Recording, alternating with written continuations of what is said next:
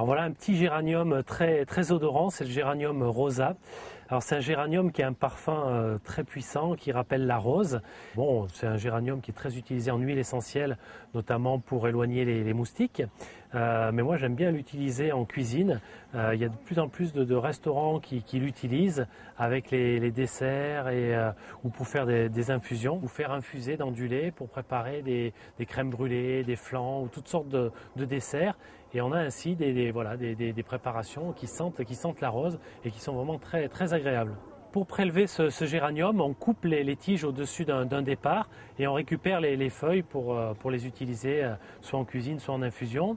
Alors c'est un géranium qu'il faut cultiver à l'intérieur, en pot, pour pouvoir rentrer l'hiver, parce que sinon c'est une plante qui craint vraiment le froid. Alors c'est une plante qui s'hiverne assez facilement. Le principe c'est qu'il faut la mettre dans un pot un tout petit peu plus gros, il ne faut pas la mettre dans des pots surdimensionnés par rapport à la taille de la plante.